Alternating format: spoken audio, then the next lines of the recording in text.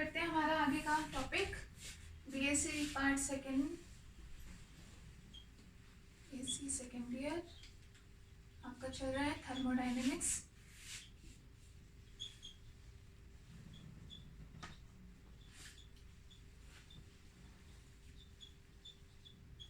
Thermodynamics और उसमें हम अभी कर रहे हैं हमारी यूनिट फर्स्ट।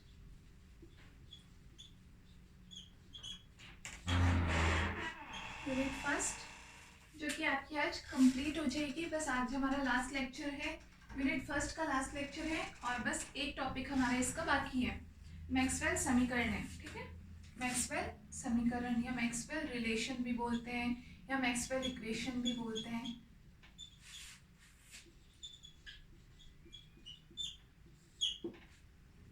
यहाँ तक कि जो भी हमारी पूरी जर्नी थी, आई होप आप लोगों को सब समझ में आया होगा।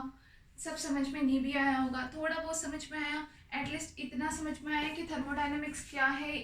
फिजिक्स की इस ब्रांच में जिसका नाम थर्मोडायनेमिक्स है या ऊष्मागतिकी है, इसमें हम किन चीज़ों के बारे में पढ़ते हैं, पदार्थ की किन अवस्थाओं के विषय में पढ़ते हैं, या पदार्थ की अलग अलग प्रावस्था कैसे तो बदलती है, क्या उनमें परिवर्तन होता है, समतापी समदाबी, कई प्रकार की नई नई चीज़ें पढ़ी। मतलब एक तरीके से मैं ये बोलूँ कि क्या आप डिफाइन कर सकते हो कि थर्मोडायनेमिक्स क्या है। एटलीस्ट आप फर्स्ट यूनिट में इतना तो सीख गए होंगे। आप लोगों की वैसे यूनिट्स काफ़ी लेंदी है, तो फर्स्ट यूनिट में ही आपके थर्मोडायनेमिक्स का मोस्ट ऑफ पार्ट इसमें आ गया आपका। जो भी आपकी ऊष्मागतिकी के 2-3 नियम पढ़ लिए हमने, इसका बेसिक क्या क्या था वो पूरा हमने इसमें पढ़ा। समतापी समदाबी समायतनिक, ये सारे अलग अलग प्रकार के हमने रुद्धोष्म, ये सारे प्रक्रम पढ़े। इन सब में हम किया गया कार्य कैसे निकालते हैं, किसी निकाय को दी गई ऊष्मा, किसी निकाय से ली गई ऊष्मा, ये सारी चीज़ें हमने पढ़ ली। ठीक है, उसके अलावा और हमने क्या पढ़ा, हमने कार्नो इंजन पढ़ा, भाप का इंजन हमने पढ़ा, उनके द्वारा किया गया कार्य पढ़ा, हमने रेफ्रिजरेटर पढ़ा, है ना। उसके बाद में हमने कुछ और, फिर हम जैसे ही हम हमारे सेकेंड चैप्टर थर्ड चैप्टर की तरफ आए, फिर हमने कुछ और नई चीज़ें, जैसे हमने रासायनिक विभव पढ़ा, ऊष्मागतिकीय विभव पढ़े हमने, है ना।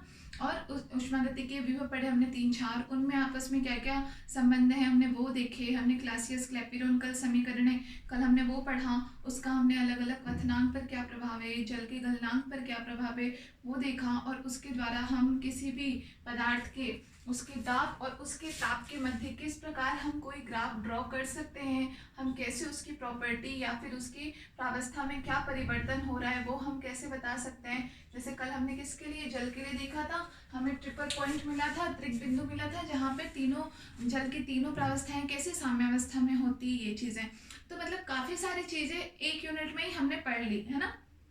आज हमारा लास्ट टॉपिक है मैक्सवेल समीकरणों का। उसके बाद हम ये, अब हमारा टाइम से अगर हो गया तो हम आज ही सेकेंड यूनिट भी स्टार्ट कर देंगे। ठीक है, समझ में आ गया होगा आप लोग को सब कुछ। समझ में नहीं आया तो भी एटलीस्ट आज लास्ट है आपकी फर्स्ट यूनिट का। अभी तक आपने जो कुछ पढ़ा है नोट्स को एक बार फिर से रिवाइज करना, सारा का सारा सीक्वेंस, क्या उसमें डेरिवेशन है, क्या उसमें थ्योरी है, कोई भी टॉपिक है क्या कहना चाह रहा है, सारा आपको नोट से बहुत अच्छे तरीके से समझ में आएगा। या एटलीस्ट आप लोग को प्रॉब्लम कहाँ पे हो रही है वो चीज़ भी समझ में आएगी, है ना। तो फिर उसके बाद जो भी आपको प्रॉब्लम लगे कि मैम ये चीज़ समझ में नहीं आई, ये डेरिवेशन समझ में नहीं आई, या स्लो बोलने की, फास्ट बोलने की, या हिंदी में पढ़ाने की, इंग्लिश में पढ़ाने की, जो भी प्रॉब्लम आई होप अब आपकी लैंग्वेज वाली प्रॉब्लम तो क्लियर हो गई होगी। बाकी उसके अलावा जो भी टॉपिक आपको ऐसा लग रहा हो समझ में नहीं आ रहा, वो मुझे बता देना, आप अपन कल या फिर जैसे भी होगा वो डिस्कस कर लेंगे अपन एक बार और, ठीक है। और उसके बाद अपन सेकेंड यूनिट पर भी चलेंगे। हो सकता है आज ही स्टार्ट कर लें अपन सेकेंड यूनिट पे अभी, क्योंकि सबसे पहले अपने को बस एक ही लास्ट टॉपिक है मैक्सवेल समीकरणों का, छोटा सा ही टॉपिक है, ये हमें पढ़ना है। तो शुरू करें।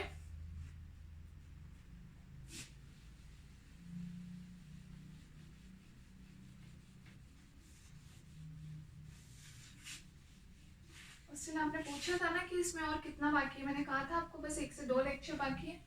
तो बस देखो, कल था हमारा एक लेक्चर, एक टॉपिक कल रह गया था, बस वो हम आज कर लेते हैं और फर्स्ट यूनिट कंप्लीट। और सारे के सारे टॉपिक्स आपके कवर हुए इसमें। स्टैटिकल के कुछ एक टॉपिक जो मैंने आप लोगों को कहा था वो अब हम जब स्टैटिकल शुरू करेंगे, सांख्यिकी शुरू करेंगे, उसमें हम पढ़ लेंगे। उसका बेसिक ही एक तरीके से इसमें दे रखा है ना, तो वो हम शुरुआत में ही वो चीज़ भी पढ़ लेंगे। तो अब हम देखते हैं मैक्सवेल समीकरण।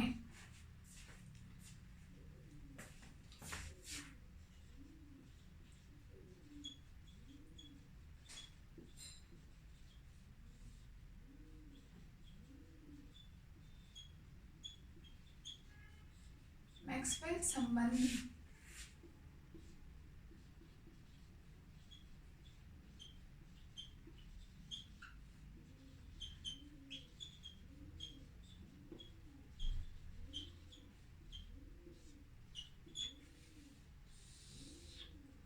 मैक्सवेल एक साइंटिस्ट है जिन्होंने, हमने जो उष्मागतिकी विभव पढ़े चारों के चारों, कौन से पढ़े थे हमने? गिब्स ऊर्जा पढ़ा, एंथैल्पी पढ़ा, आंतरिक ऊर्जा पढ़ी, हेल्महोल्ट्ज मुक्त ऊर्जा पढ़ी।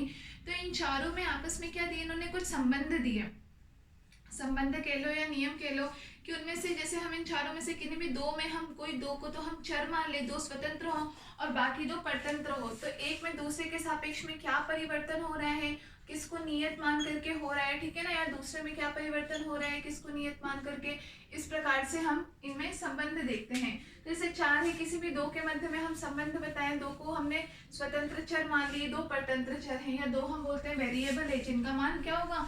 चेंज होगा, और दो के मान कैसे कांस्टेंट रख देंगे हम, या फिर नियत रख देंगे।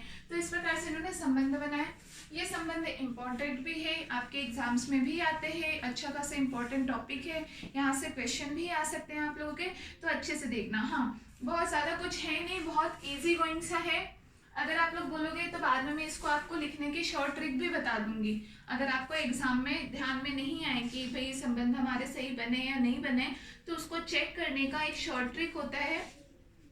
वैसे वो आप लोग अगर बाद में कभी कोई कोचिंग वगैरह आप करते हो या फिर कुछ हायर स्टडीज में आप लोग करते हो, तो आपको हो सकता है वहाँ पे कोई बताए ऐसे शॉर्ट ट्रिक।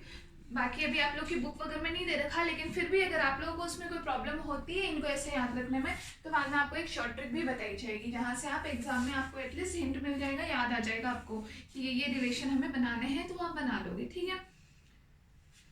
तो मैक्सवेल संबंधों की डेफिनेशन की बात करें तो इसकी कुछ खास डेफिनेशन नहीं है। डेफिनेशन इसकी वही है कि जो भी हमारे उष्मागतिक विभव हैं और उनका हम कुछ चर हम ले लें, जैसे कि हमारी ताप है, दाब है, आयतन है तथा एंट्रोपी है। तो हमारे चारों जो उष्मागतिक विभव हमने पढ़े थे, उष्मागतिक विभव का इन चारों चरों पर किस प्रकार से क्या संबंध होता है, इन पर क्या प्रभाव होता है, कि इनके साथ में चार संबंध प्राप्त किए और उन संबंधों को ही क्या कहा गया? मैक्सवेल के समीकरण कहा गया। उष्मागतिक विभव ये भी हमारे पास चार हैं, कौन से हैं? यू है, एफ है, एच है और जी है ना। और इन चारों का इनके साथ में हम क्या, इनके साथ में परिवर्तन की दर क्या है, इनमें से किसी दो को अगर हम स्वतंत्र चर मान ले, मतलब जिनके सापेक्ष तो परिवर्तन हो रहा है, और दो को परतंत्र चर मान ले, मतलब जिसको हम कांस्टेंट मान ले या नियत मान ले हम, ठीक है ना, इस प्रकार से। तो ऐसे चार संबंध बनाएंगे और उनको ही क्या कहा गया? मैक्सवेल के समीकरण है। तो इसकी कोई डेफिनेशन इसकी यही है, ठीक है ना। इसकी कुछ खास ऐसे नहीं डेफिनेशन कुछ मैं लिखवाऊँ, कोई प्रोसेस वगैरह इसमें नहीं है, बस मैक्सवेल ने ये चार संबंध दिए और इसीलिए मैक्सवेल समीकरणों के नाम से ये जाने गए। किनमें है रिलेशन, ये आपको समझ में आ गया? चारों उष्मागतिक विभव और उसके अलावा हमारे ये टी, बी, पी और एंट्रोपी, इनके मध्य में किस प्रकार के संबंध है वो। तो सबसे पहले हम बात करें मैक्सवेल का फर्स्ट नियम। चार नियम होते हैं, प्रथम नियम की हम बात करते हैं। जैसे तो सबसे पहले जैसे हमने उस दिन पढ़ा था उष्मागतिकी के प्रथम और द्वितीय नियम, हमने जो दोनों पढ़े थे, उष्मागतिकी का प्रथम द्वितीय नियम से हम क्या लिख सकते हैं?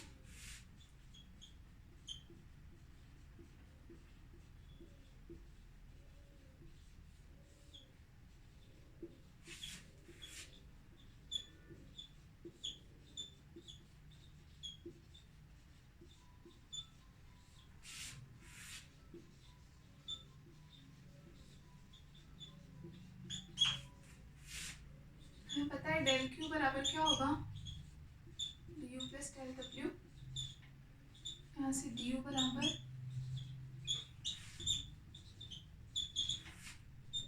डेल क्यू को हम सेकेंड लॉ से क्या लिख सकते हैं? डी डी एस के बराबर, और माइनस वर्क डन कितना है? P D V. तो डी यू बराबर हमारे पास क्या आ गया? T D S minus P D V. हमारी इक्वेशन नंबर 1। डी यू कितना आ गया हमारे पास? T D S minus P D V. तो यहाँ से हम क्या कह सकते हैं कि u हमारे पास किन दोनों का फलन है? u चर s और v का फलन है। हम क्या कह सकते हैं? अर्थात u चर s तथा v का फलन है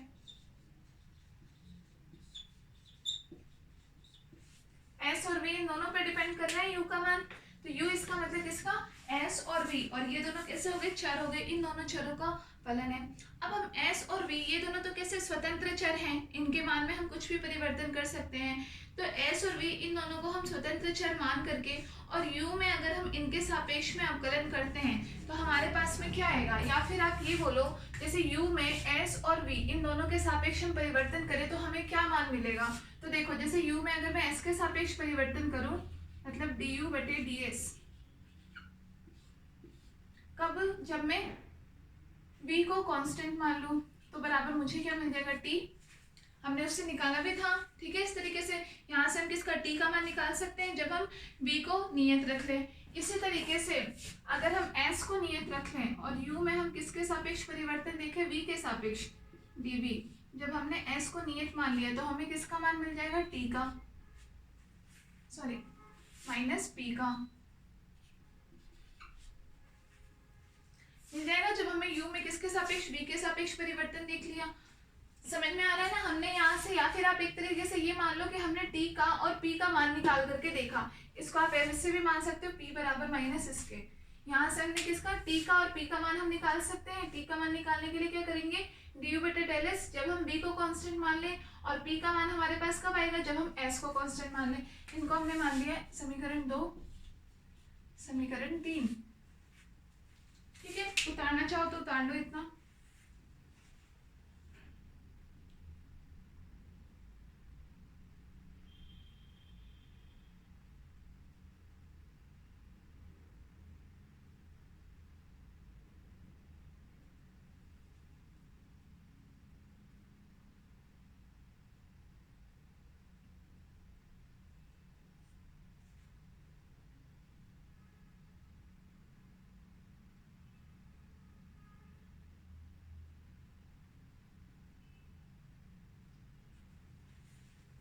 ठीक है, अब हमारे पास u यहाँ पे कैसा है, एक एग्जैक्ट डिफरेंशियल है। ये जो चारों जो हम ऊष्मागतिक विभव पढ़ते हैं u, f, h और g, ये चारों कैसे होते हैं, एग्जैक्ट डिफरेंशियल होते हैं। आप लोग जानते हैं, पढ़ा होगा ना आपने एग्जैक्ट डिफरेंशियल वगैरह क्या होते हैं। एग्जैक्ट डिफरेंशियल या हम इसको बोले यथातथ, इस तरीके से हम कुछ बोलते हैं, अवकलज, यथातथ अवकलज वगैरह हम हिंदी में कहते हैं। बाकी एग्जैक्ट डिफरेंशियल आप समझते होंगे। ठीक है, इसका मतलब क्या होता है कि अगर हम इसका, जैसे हमने किसी एक चर के सापेक्ष अवकलन किया तो ठीक है, अगर इसी का मैं b के सापेक्ष अवकलन कर दूं और मैं s को कांस्टेंट मान लूं तो भी इसके मान पर कोई प्रभाव नहीं पड़ेगा। या हम ये बोले कि दिशा पर डिपेंड नहीं करेगा, चाहे मैं पहले s के सापेक्ष इसको अवकलन कर रही हूँ और फिर हम v के सापेक्ष इसको अवकलन करें, या पहले v के सापेक्ष करें फिर हम s के सापेक्ष करें, तो इसके पर क्या होगा, इसके मान पर मतलब दिशा का कोई इफेक्ट नहीं पड़ेगा कि पहले अगर हमने s के सापेक्ष किया है तो मान t हमें मिल रहा है, अगर पहले हम इसको v के सापेक्ष करें तो हमें मान कुछ और मिले, ऐसा नहीं होता। ये इनकी प्रॉपर्टी होती है। ठीक है ना, इन प्रॉपर्टी के बेस पर ही, इन प्रॉपर्टीज के बेस पर ही मैक्सवेल ने क्या किया, ये प्रॉपर्टी किसकी हमने पढ़ी, इन चारों ऊष्मागतिक विभवों की। ठीक है ना, उनकी प्रॉपर्टी की वो कैसे एग्जैक्ट डिफरेंशियल होते हैं, मतलब उनके डिफरेंशियल में उन पर दिशा का प्रभाव नहीं पड़ता है। तो यहां से देखो du बटे ds v पर हमने किया। ठीक है, अब अगर इसी का मैं v के रेस्पेक्ट में डिफरेंशियल कर दूं, d बटे में dv कर दिया मैंने इस पूरे का, और कांस्टेंट किसको मान लिया, s को, s नियत को मान लिया मैंने। ठीक है, ये मान मुझे बराबर किसके मिलेगा, dt बटे dv के, s कांस्टेंट पे। इसी तरीके से इस समीकरण से मैं क्या लिख सकती हूँ, du बटे में dv है s कांस्टेंट पे, इसका अगर मैं s के रेस्पेक्ट में डिफरेंशियल कर दूं d बटे में ds, और कांस्टेंट किसको मान लिया हम v को, तो हमारे पास मान कितना आ जाएगा, माइनस का dp बटे में ds, जब d हमारे पास कांस्टेंट है। लिख सकते हैं, हमने क्या कहा कि इस पर दिशा का कोई प्रभाव नहीं पड़ेगा। ठीक है, तो यहाँ इन दोनों समीकरण से हम क्या लिख सकते हैं, उनको चाहो तो समीकरण का नाम दे दो, अदरवाइज ऐसे रहने दो। तो यहाँ से हमारे पास रिलेशन क्या आ गया कि डेल्टा टी बटे डेल्टा वी एस कांस्टेंट बराबर माइनस होगा डी पी बटे में डी एस कांस्टेंट वी। यही हमारे क्या कहलाता है, मैक्सवेल का फर्स्ट संबंध, मैक्सवेल का फर्स्ट रिलेशन।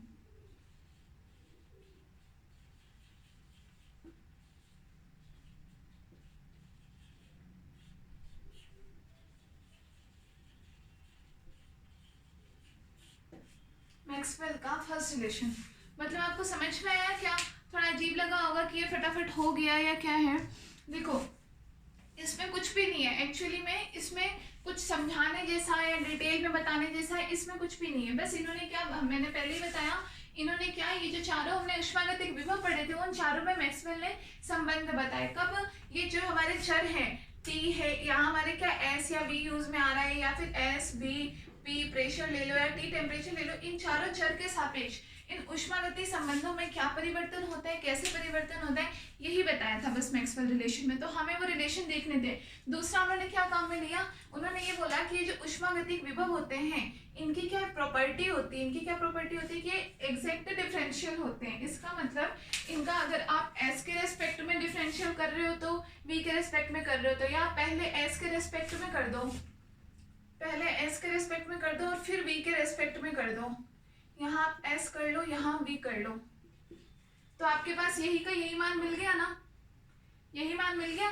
इन्होंने ये बोला कि इसका मतलब दिशा में कोई परिवर्तन नहीं होता, मतलब ये मान और ये मान बराबर होता है, हो रहा है बराबर, इसलिए हमने इन दोनों को क्या बराबर किया। ये दोनों बराबर कैसे हुआ आपको ये समझ में आया? इन्होंने ये बोला कि दिशा का फर्क नहीं पड़ता है। अभी हमारे पास क्या था, ये था डीबी, ये डीएस था, बी और ये एस, ये रिलेशन था हमारे पास। इन्होंने बोला कि जब हम इसका, आप ये एग्जैक्ट डिफरेंशियल है इसीलिए आप इसका जब अवकलन करते हो तो उस पर अवकलन आप किस दिशा में कर रहे हो उसका फर्क नहीं पड़ता, दिशा का फर्क नहीं पड़ता। मतलब चाहे आप पहले वी एस के रेस्पेक्ट में करके फिर वी के रेस्पेक्ट में कर रहे हो तो, या पहले आप एस के रेस्पेक्ट में देन वी के रेस्पेक्ट में करो, उसका इसके मान पर कोई प्रभाव नहीं पड़ेगा। मतलब कि अगर हम इसके मान को चेंज भी कर दें कि पहले हम इसको एस के रेस्पेक्ट में और फिर हम इसको वी के रेस्पेक्ट में कर दें तो हमारे पास ये सेम मान मिल गया। इसका मतलब ये दोनों चीज कैसे बराबर है, इसी रिलेशन से हमने इन दोनों को क्या बताया, बराबर, अर्थात ये दोनों मान भी कैसे बराबर होंगे, और यही हमारा मैक्सवेल का फर्स्ट रिलेशन है। लिख लो, यह मैक्सवेल का कैसा प्रथम समीकरण है। अच्छा, मैक्सवेल का ये एक चीज ध्यान रखना, मैक्सवेल का फर्स्ट रिलेशन है तो मैक्सवेल का फर्स्ट रिलेशन यही रहेगा, इसमें याद कुछ करना है तो यही करना है। अभी आप जो ये आपने एक ही पढ़ा है, बाकी तीनों पढ़ोगे तो सारे आपको थोड़े मिक्सचर से हो जाएंगे, आपको वो समझ में नहीं आएगा कि एक डेल टी बटे में डेल वी है, दूसरे में डेल वी बटे डेल पी आ जाएगा, किसी में कुछ और, मतलब एक जैसे, क्योंकि वही चारों वेरिएबल है तो आपको कुछ कुछ एक जैसे लगेंगे। लेकिन इसका मतलब ये नहीं है कि आप कोई भी सेकेंड रिलेशन निकाल लो पहले और आप बोलो कि ये मैक्सवेल का फर्स्ट रिलेशन है, तो हो सकता है आपके मार्क्स कट जाए। फर्स्ट रिलेशन यही रिलेशन है, इसी को ही मैक्सवेल का फर्स्ट रिलेशन बोलोगे, ठीक है ना।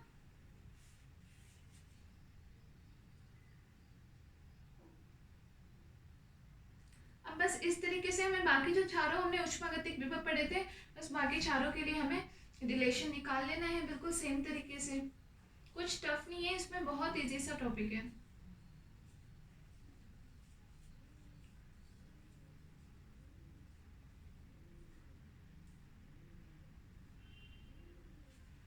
कर लिया। अब हम देखते हैं इसका सेकेंड रिलेशन क्या होता है।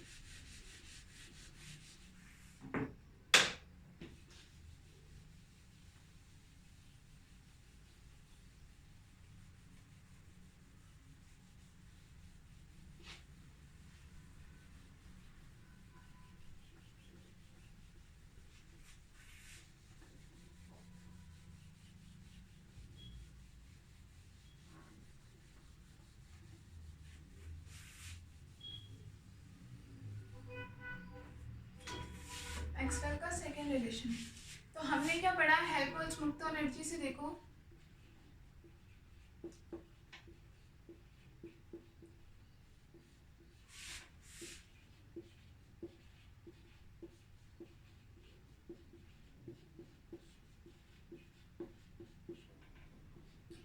F बराबर क्या पढ़ा था, U minus T S exact differential है, दोनों तरफ हम डिफरेंशियल कर दें तो डी एफ बराबर क्या मिलेगा,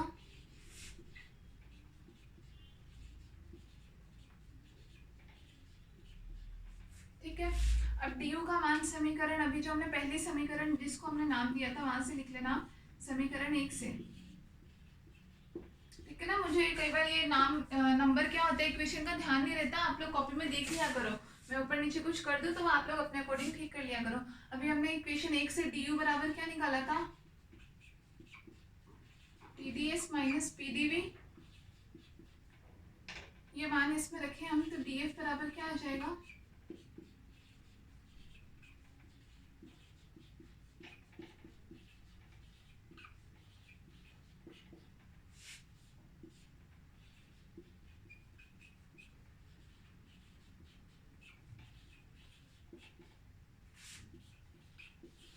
इक्वेशन नंबर 2 आ गई हमारे पास, एफ का क्या आ गया, बी और टी के रूप में रिलेशन आ गया।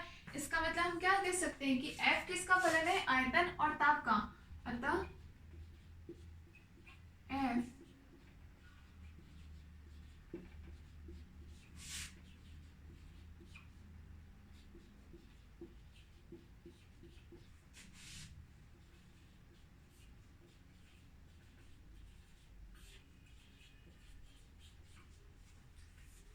बी और टी का फलन है। तो यहाँ से हम क्या मान निकाल सकते हैं, पी का मान निकाल सकते हैं, पी बराबर तो कितना हो जाएगा, माइनस डेल्टा एफ बटे डेल्टा बी, कब, जब हम टी कांस्टेंट मान लें। और ऐसे ही एस बराबर एंट्रोपी का मान हम क्या निकाल सकते हैं, माइनस डेल्टा एफ बटे डेल्टा टी, जब हम बी कांस्टेंट मान लें, ठीक है। तो यहाँ से हमें फिर यही दोनों मान निकल गए। अब हम इसका v का, अगर मैं इसको उल्टा भी कर दूं, मतलब t के रेस्पेक्ट में डिफरेंशियल करूं और v को अगर हम नियत मान ले, या यहाँ पे v के रेस्पेक्ट में करके t को नियत मान ले, तो हमारे पास मान क्या होगा, बिल्कुल सेम आएगा। वहां से हम इन दोनों को कैसे बराबर कर सकते हैं, पहले इतना लिख लो,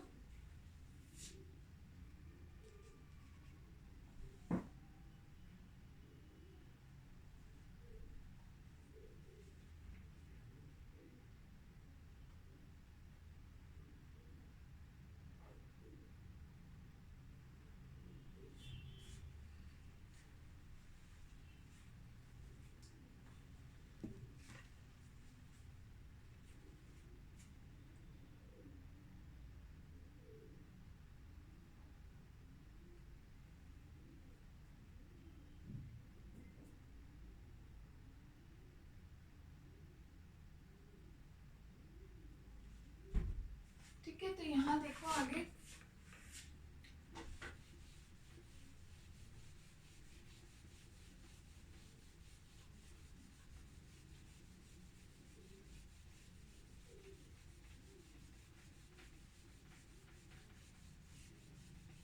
टाइम टू गया, ये इसको मिलता नहीं है,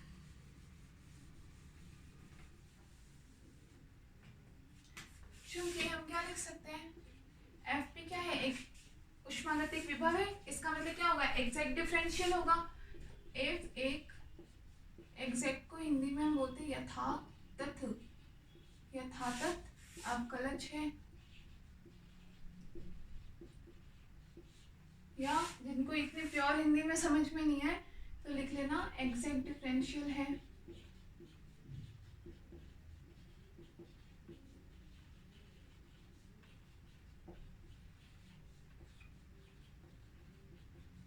अतः वही, इसका मतलब क्या हुआ, दिशा का इफेक्ट नहीं पड़ेगा।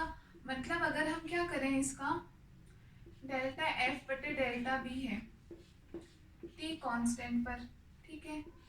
मैं क्या करूँ, इसका अगर मैं टी के रेस्पेक्ट में अगर मैं इसका अवकलन कर दूं और बी कांस्टेंट मान लूं, तो ये मान बराबर कितना आ जाएगा, डेल पी बटे में डेल टी, बी कांस्टेंट पर। सेम ऐसे ही अगर मैं इसका भी अवकलन करूं, ये है डेल्टा एफ बटे डेल्टा टी बी कांस्टेंट पर, यहाँ भी डेल्टा बटे delta T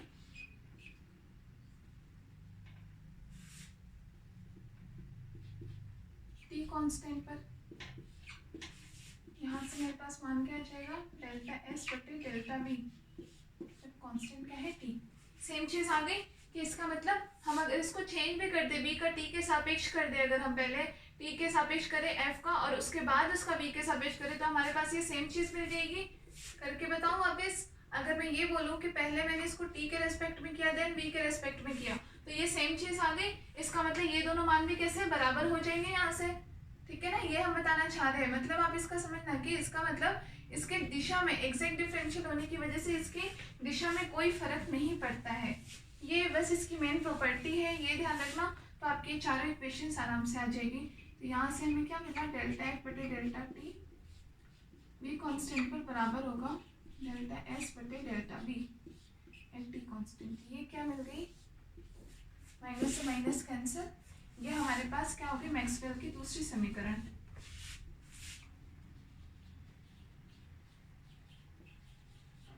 Maxwell's second relation.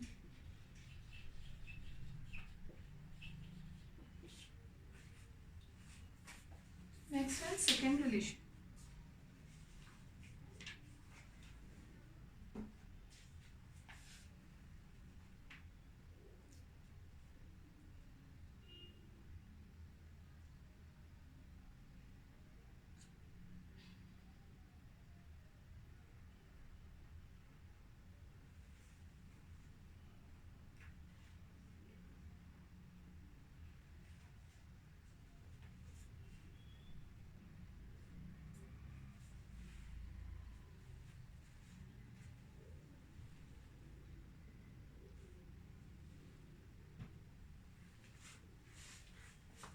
ठीक, ऐसे ही अब हम क्या पढ़ते हैं, मैक्सवेल की तीसरी समीकरण जो हमारे तीसरे ऊष्मागतिक विभव पर निर्भर होगी।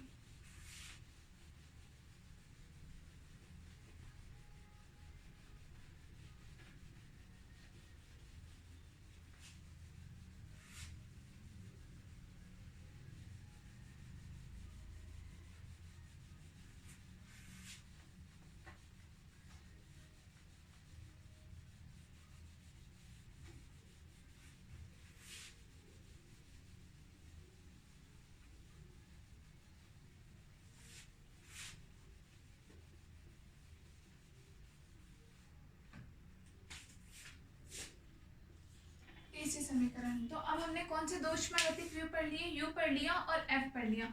तीसरा हमने क्या पढ़ा था, एंथैल्पी।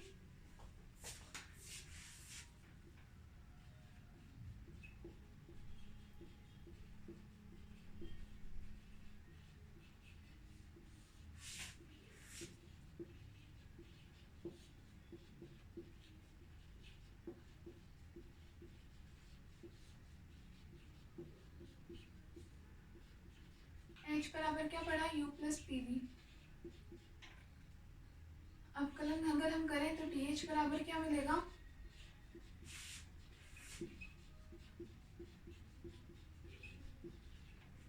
ठीक है। समीकरण 1 से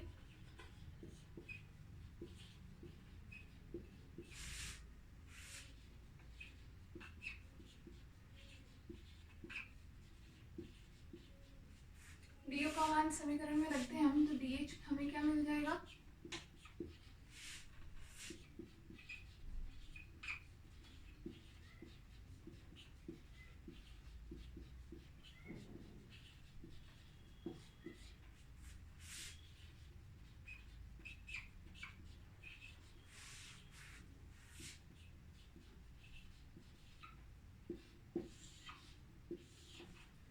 बराबर क्या मान आ गया हमारे पास, T D A plus T D S plus V D P, ठीक है।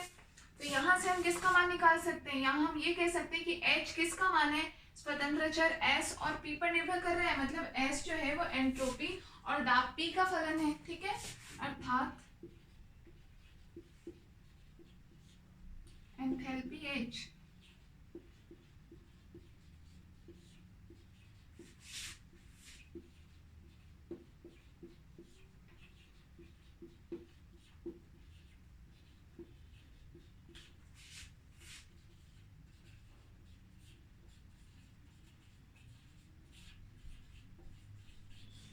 एस तथा पी का फलन है। तो यहाँ से हमें टी का मान हम क्या निकाल सकते हैं, टी नियत हो। ऐसे ही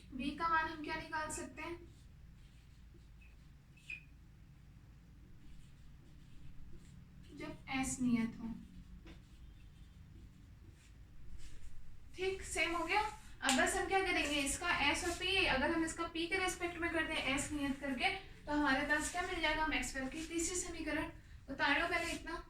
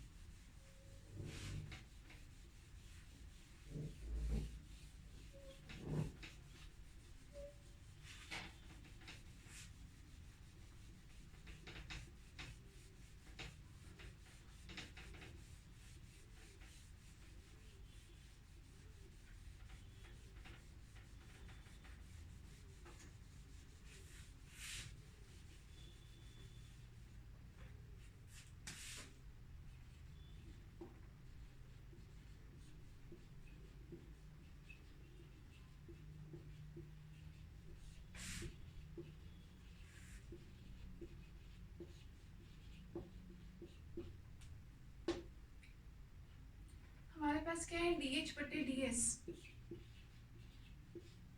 जब पी कांस्टेंट है, ठीक है। इसका हम क्या कर सकते हैं, डी बटे डी पी करूँ मैं, जब एस कांस्टेंट मान लूँ, तो मुझे क्या मिलेगा, डी टी बटे डी पी, एस कांस्टेंट है। इसी तरीके से डी एच बटे D P when S constant, इसका मैं किसके रेस्पेक्ट में करूँ, डी बटे डी एस के रेस्पेक्ट में करूँ, जब पी कांस्टेंट हो, तो हमें मान क्या मिलेगा, डी वी बटे डी एस, पी कांस्टेंट पर।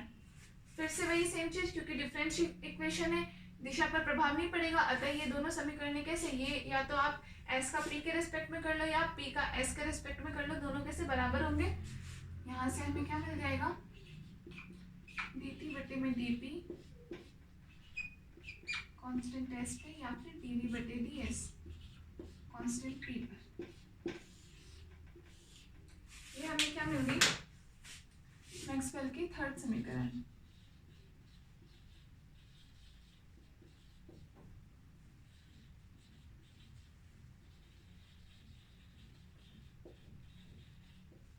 मैक्सवेल का तीसरा रिलेशन।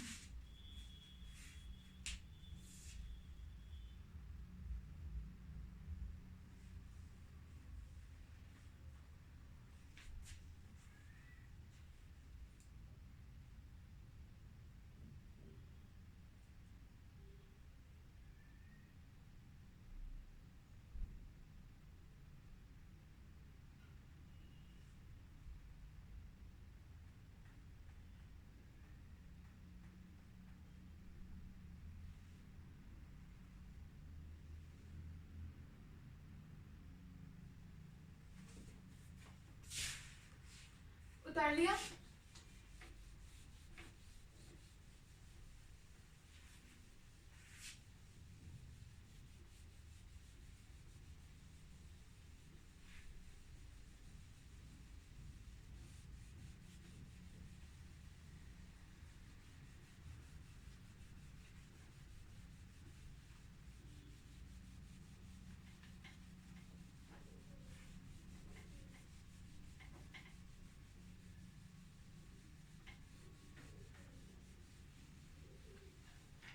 अब देखो, अब हमारे पास एक फोर्थ इक्वेशन, अब हमारे पास चौथा ऊष्मागतिक विभव क्या पड़ा, गिब्स ऊर्जा जी,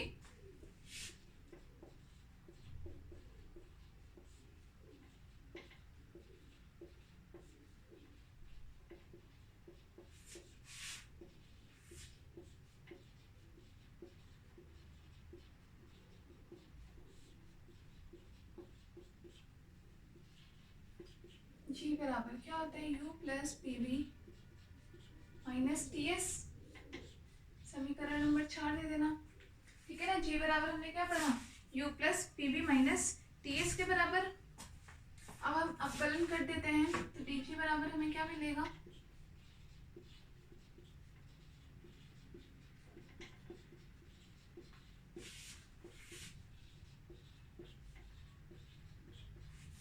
p और v का एक एक बार, ऐसे ही t और s का भी एक एक बार, ठीक है। क्योंकि समीकरण 1 से du बराबर हमें क्या मिला, TDS माइनस PDV। du का मान इस समीकरण में रख दिया हमने, तो dg बराबर क्या आ गया,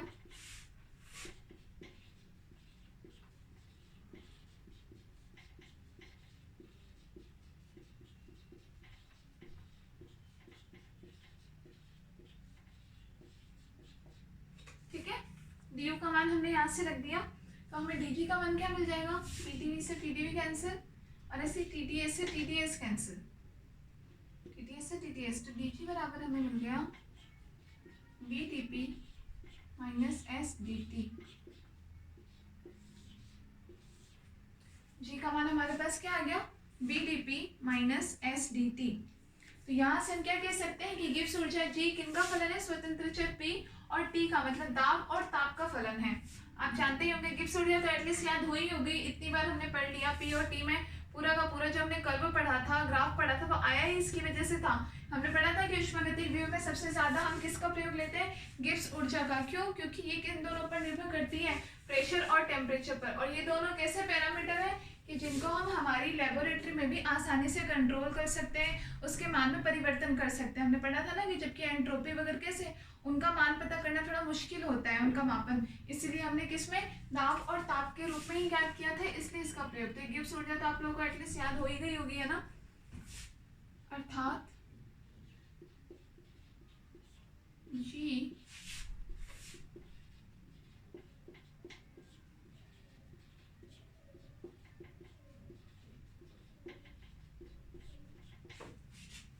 P तथा T का फलन है। लिख लिया। तो यहाँ से हमें एक तो V का मान कब मिल जाएगा, dg बटे में dp, कब, जब T कैसा हो, नियत हो। और दूसरा इस तरीके से एंट्रोपी S का मान क्या मिलेगा, माइनस dg बटे में dt, जब हमारे पास दाब P नियत हो। ठीक है, नोट कर लो इतना।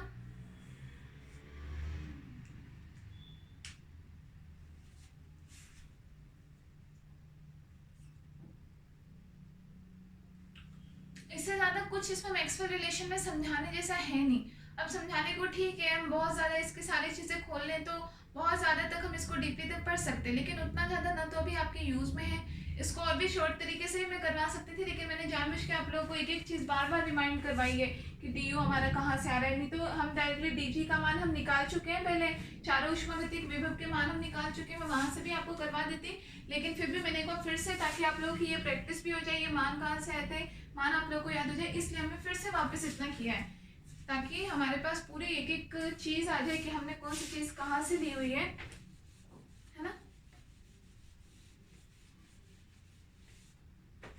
तो अब हम यहाँ पर सेम dg बटे dp कब दिया हुआ है, जब t कांस्टेंट है।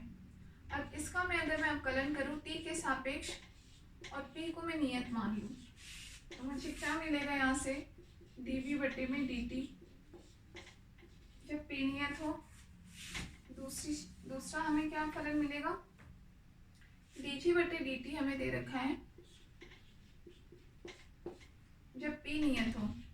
इसका हम p के सापेक्ष अगर हम अवकलन कर दें, कब, t को नियत मानकर, तो यहाँ से हमें क्या मिलेगा, माइनस ds बटे में dp, कब, t को नियत मान करके, क्योंकि g कैसा है, एक यथातथ फलन है, यथातथ अवकल है,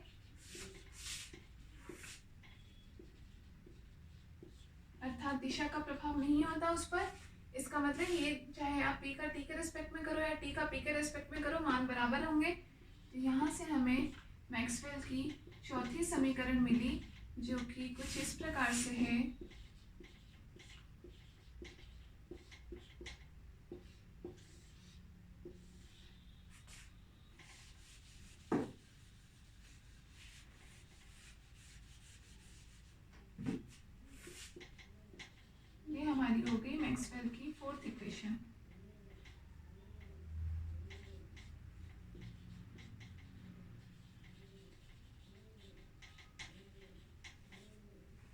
मैक्सवेल की चौथी समीकरण।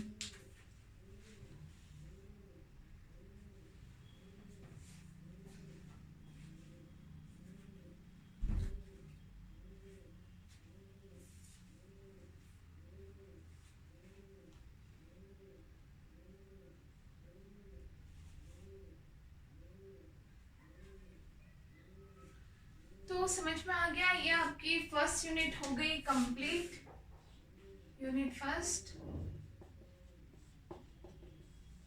इसमें आपका कोई भी टॉपिक नहीं बचा, सारे टॉपिक हमने कर लिए, अच्छे तरीके से कर लिए, धीरे धीरे आराम आराम से कर लिया। फिर भी आप लोगों को कह रही हूँ, फिर भी एक बार और देख लेना, कुछ भी टॉपिक समझ में नहीं है आप पूछ सकते हो। और इसमें किसी भी प्रकार की कहीं पे भी कोई भी टर्म में ऐसा लग रहा हो आपको कि ये कहाँ से आया, हमें समझ में नहीं आया, या फिर ये रिलेशन हमने कैसे निकाली, ये डेरिवेशन हमने कैसे कर ली, तो वो चीज़ें पूछ लेना, ठीक है। क्वेश्चन वगैरह इस टॉपिक के मैं आपको करवा ही चुकी हूँ। यहाँ से ये जो आपका थर्ड चैप्टर है, यहाँ से अगर आपसे पूछा भी जाता है क्वेश्चन तो कैसे पूछे जाते हैं, या तो आपसे ये पूछ लेगा मैक्सवेल के चारों समीकरण क्या है, उनकी उत्पत्ति कीजिए। तो ये उत्पत्ति का मतलब आपको सारे के सारे डिराइव करके बताने पड़ेंगे, चारों इक्वेशन जो हमने अभी बनाई है कहाँ से कैसे पूरा करना पड़ेगा। ऐसे ही आपसे अगर पूछ लिया क्लासियस क्लैपेरॉन समीकरण क्या है बताओ, तो हमें पूरी की पूरी क्लासियस क्लैपेरॉन समीकरण कैसे आया, लास्ट में जो हमने उसमें प्रावस्था वक्र देखा था पूरा का पूरा हमें वक्र बना के और पूरे को आपको एक्सप्लेन करना होगा, ठीक है। उनसे रिलेटेड अगर हमसे त्रिक बिंदु पानी का त्रिक बिंदु पूछ लिया, या उस पूरे को आपको दे दिया कि विवरण करके या फिर पूरा उसको एक्सप्लेन करो, तो आपको जो हमने कल ट्रिपल पॉइंट का ग्राफ बनाया था, ग्राफ बनाना है, उसमें एक एक वक्र को, एक एक कर्व को, उसमें क्या किसके सापेक्ष कैसे परिवर्तन हो रहा है, सारी चीजें हमें बताते हुए चलना है। तो इसमें से आपके न्यूमेरिकल्स तो कम ही, ये सारे बड़े बड़े टॉपिक हैं क्योंकि, तो आपसे ये सारे के सारे टॉपिक पूछे जाएंगे। न्यूमेरिकल्स आपके कहाँ आते हैं, जैसे हमने हीट इंजन के क्वेश्चन किए थे तो उसके फॉर्मूलों पे न्यूमेरिकल आते हैं, तो इसलिए उसके क्वेश्चन मैं करवा चुकी हूँ। इनमें से ऐसा नहीं है मैक्सवेल रिलेशन में कोई क्वेश्चन नहीं दे देगा कि अगर डी का मान ये है, डी का मान ये है, डी का मान ये है, तो टी के नियत होने पर एंट्रोपी का मान बताओ, ऐसा कुछ ऐसे क्वेश्चन आपसे नहीं पूछे जाएंगे, है ना। बस ये ध्यान रखना कि मैक्सवेल समीकरणों का सीक्वेंस यही है, फोर्थ इक्वेशन ये है तो यही होगी। ऐसा नहीं है कि आपको पहले तीसरी समीकरण याद आ रही है आपने वो निकाल करके वो लिख दी, है ना। हो सकता है कभी कोई एग्जामिनर ध्यान ना दे, लेकिन कभी अगर कोई ध्यान दे देता है तो वहाँ गलती हो जाती है, ठीक है। हो सकता है कोई आपके नंबर काट ले। तो अब हम सेकेंड यूनिट स्टार्ट कर दें फिर आज, क्योंकि अभी हमारा क्लास तो अभी हमारी आधी करीब हुई है।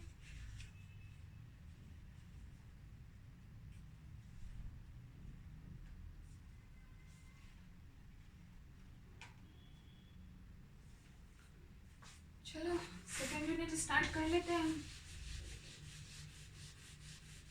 फर्स्ट यूनिट पूरा कर लिया। हर यूनिट खत्म करने के बाद में कॉपी में 1-2 पेज खाली छोड़ दिया करो। कभी मान लो बाद में कोई ऐसा अच्छा कोई क्वेश्चन लिख गया या कोई ऐसा छूटा हुआ टॉपिक हमें ध्यान आ गया, तो ताकि हम वहाँ पे कर ले, है ना। तो इसलिए बाद में 1-2 पेज छोड़ दिया करो। सब में ही कह रही हूँ, सिर्फ इसमें नहीं, थर्मोडायनेमिक्स में नहीं, कोई से भी नोट्स बनाओ, एक टॉपिक खत्म होने के बाद में 1-8 पेज छोड़ देने चाहिए। कभी हमें बाद में भी कोई ऐसी चीज़ ध्यान आ जाती है, वैसा टॉपिक ध्यान आ जाता है। अब हम आते हैं आपके थर्मोडायनेमिक्स का सेकेंड यूनिट।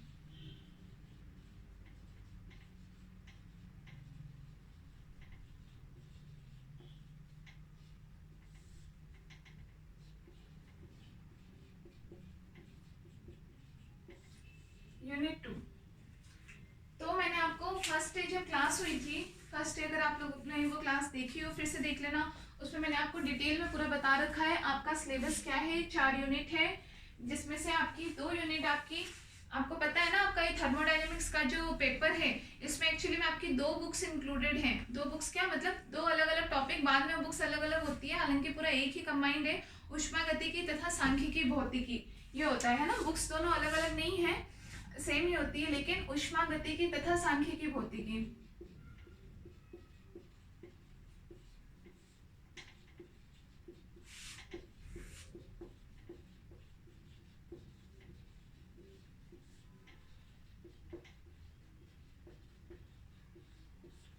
तथा सांख्यिकी भौतिकी। तो अभी इसमें से हम इन दोनों में, क्योंकि ऊष्मागतिकी से जब आप सांख्यिकी पे आओगे ना, तो चीजें, ये वाली चीजें भी आपके काम में आएंगी। एंट्रोपी है, दाब में परिवर्तन है, ताप में परिवर्तन है, काम में आएंगी। लेकिन वहां पे क्या होगा, ये सारे टर्म बिल्कुल चेंज हो जाते हैं, फॉर्मूले बिल्कुल अलग हो जाते हैं ना। तो आपको वहां पे अंतर समझ में आएगा कि सांख्यिकी क्या है और ऊष्मागतिकी क्या है। दोनों एक ही पेपर है, लेकिन उस एक पेपर के भी ये दो अलग अलग टाइप हैं, दो अलग अलग इसमें आपके सब्जेक्ट इंक्लूड किए हुए हैं, ऊष्मागतिकी और सांख्यिकी भौतिकी। तो मैंने आपको बताया था डे फर्स्ट की क्लास में कि आपके सिलेबस के 2 यूनिट तो आपके ऊष्मागतिकी में से दिए हुए हैं और दो बाकी के 2 यूनिट है वो आपकी सांख्यिकी में से दिए हुए हैं ना। तो ये जो सेकेंड यूनिट है ये आपकी आधी में तो आपकी ऊष्मागतिकी है और सेकेंड यूनिट के आधे से ही आपके सांख्यिकी भौतिकी शुरू हो जाती है ना। ऊष्मागतिकी का जैसे मैंने आपको बताया मोस्ट ऑफ टॉपिक्स आपके फर्स्ट यूनिट में ही कंप्लीट हो चुके हैं। कुछ एक जो टॉपिक हैं वो आपके इस सेकेंड यूनिट में आ जाएंगे। ऊष्मागतिकी का चैप्टर इसमें ऊष्मागतिकी का पार्ट बस उतना सही है आपके सेकेंड यूनिट में। सेकेंड यूनिट में भी जो बाकी पार्ट है वो किसका है, आपकी सांख्यिकी भौतिकी का है। तो हमारे सेकेंड यूनिट में ही सांख्यिकी भौतिकी भी स्टार्ट हो जाएगी। स्टार्ट होगी तब मैं आपको बता दूंगी कैसे क्या है, उसका भी हम स्टार्टिंग में बेसिक वगैरह पढ़ेंगे, सारा कुछ आपको बताया जाएगा। अब आपके सेकेंड यूनिट में जो ऊष्मागतिकी का पार्ट है उसमें सबसे पहला हमें क्या पढ़ना है, अभी जो हमने मैक्सवेल समीकरणें पढ़ी कि इन मैक्सवेल समीकरणों का यूज कहाँ होता है, इनके अनुप्रयोग। ठीक है, मैक्सवेल समीकरणों के अनुप्रयोग।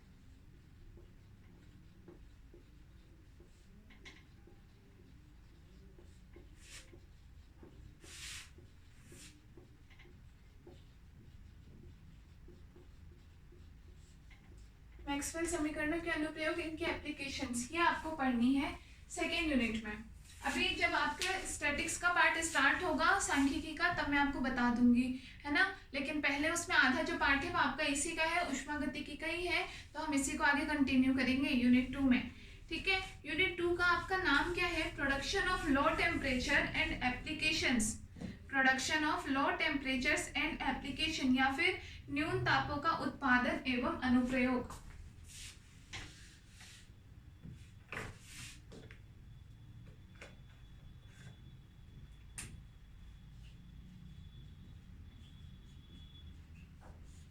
यूनिट 2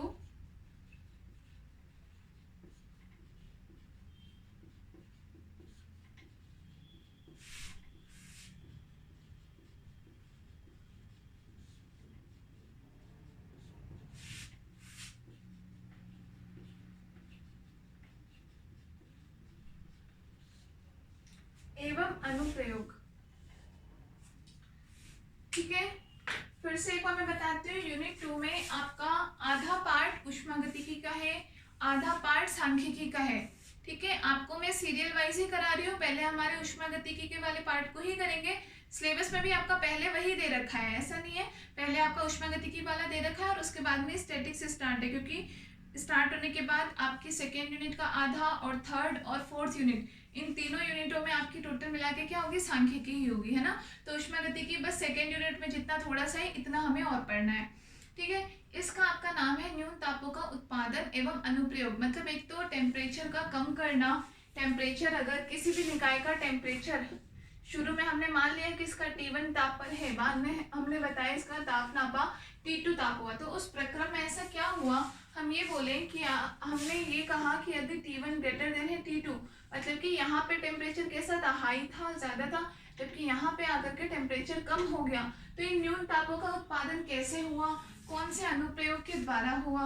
ठीक है, और दूसरी चीज मैक्सवेल समीकरणें जो भी हमने पढ़ी यूनिट फर्स्ट में, उनके अनुप्रयोग के, उन समीकरणों का हम प्रयोग कहाँ पर कर सकते हैं।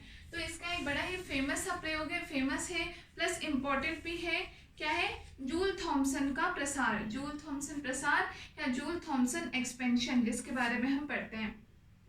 ठीक है, जूल और थॉमसन, तो ये क्या थे, एक साइंटिस्ट थे जिन्होंने एक प्रयोग किया, जिसके बाद में उन्होंने पूरा एक अच्छा खासा प्रयोग है जिसपे अभी हम देखेंगे उसकी कार्यविधि क्या है, उसका सिद्धांत क्या है, सब कुछ, और उसके बाद उन्होंने क्या नियम निकाला, उसमें मैक्सवेल समीकरणों का प्रयोग कैसे किया गया, ये सब कुछ हमें इसमें पढ़ना होगा। ठीक है,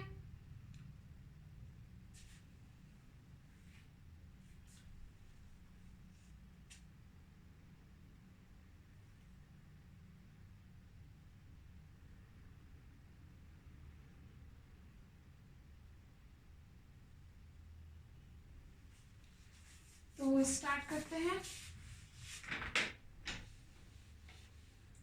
पहला हमारा टॉपिक ही इसमें यही है, जूल थॉमसन प्रसार।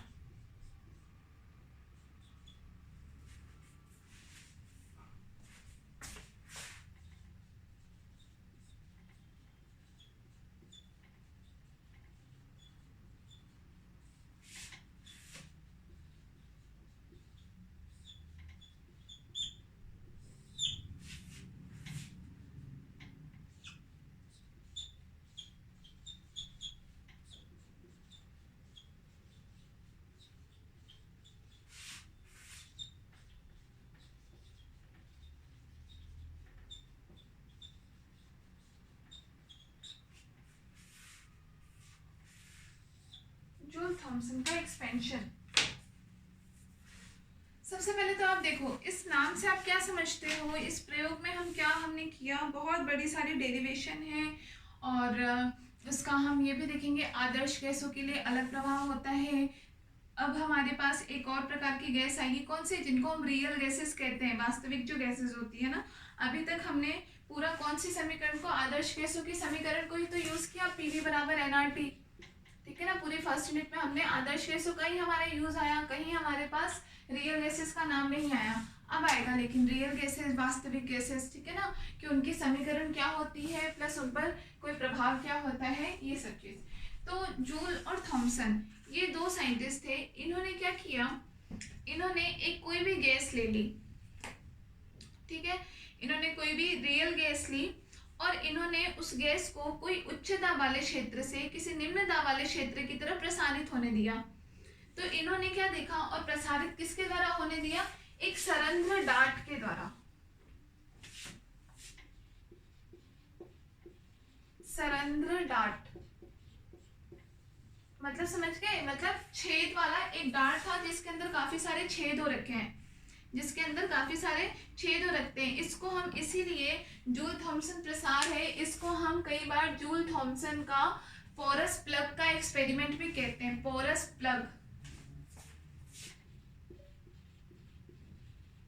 पोरस प्लग, पोरस प्लग का मतलब यही होता है सरंध्र डार्ट। तो हम इसको जूल थॉमसन का, कभी आपके पास ये आ जाए जूल थॉमसन सरंध्र डार्ट प्रयोग क्या है, इस पर पूरी विश्लेषणात्मक टिप्पणी कीजिए, या तो क्वेश्चन ऐसे आ जाए, या कभी अगर आपको इंग्लिश में भी पढ़ने को मिले तो आप देखो जूल थॉमसन का पोरस प्लग एक्सपेरिमेंट, तो यही है जूल थॉमसन प्रसार। ये क्यों, क्योंकि इसमें ये चीज बड़ी इंपॉर्टेंट है कि इसमें प्रयोग किसका किया गया, एक सरंध्र डार्ट का। सरंध्र डार्ट क्या होती है, एक रुई या फिर कुछ ऊन मान लो, जैसे रुई कैसे होती है, उसमें बहुत सारे छोटे छोटे छेद होते हैं ना, दिखने में पूरी हमें लगती है भाई एक साथ इकट्ठी होती है, लेकिन उसके अंदर बहुत सारे छेद होते हैं। या जैसे कोई स्पंज ही होते हैं, उसके अंदर बहुत सारे छेद होते हैं, जितना दबाओ उतनी दब जाती है ना। तो इस प्रकार का एक कुछ भी उनके पास एक मटेरियल था, एक डार्ट थी, उसके द्वारा उन्होंने एक गैस को क्या किया, प्रसारित किया, जो भी कहाँ से, उच्च दाब से निम्न दाब की तरफ। उन्होंने जब गैस को उसके अंदर डाला सरंध्र डार्ट में, तब वो कैसे उच्च दाब के क्षेत्र में थी, मान लो P1 दाब मान लिया, और उसके बाद में जब गैस निकली तो वो कहाँ निकली, निम्न दाब के क्षेत्र में, P2, जहां हमने ये बोला कि P1 ग्रेटर देन है P2 से, ठीक है, उच्च दाब के क्षेत्र से निम्न दाब के क्षेत्र की तरफ गई। तो हमने ये देखा कि जब उन्होंने ये देखा कि जब गैस के ताप में, गैस जब उस सरंध्र डार्ट में से होकर के गई, उसका प्रसार हुआ गैस का, और उसके ताप में कुछ ना कुछ उनको लगा कि ताप में इसके परिवर्तन हुआ है, इसका टेम्परेचर चेंज हुआ है। इस प्रभाव को ही क्या कहा, जूल थॉमसन प्रभाव, जूल थॉमसन का प्रभाव।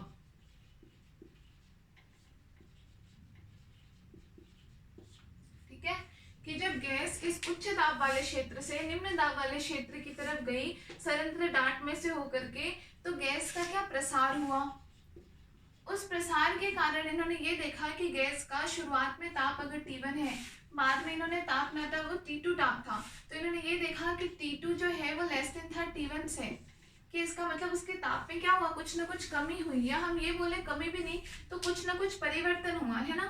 तो वो परिवर्तन के कारण ही, वो जो परिवर्तन का जो इस गैस पर प्रभाव था, इसलिए हम इसको क्या बोलते हैं, जूल थॉमसन प्रभाव बोलते हैं, या फिर कई बार हम इसे गैसों का शीतलन का प्रभाव भी कहते हैं, गैसों का शीतलन का प्रभाव।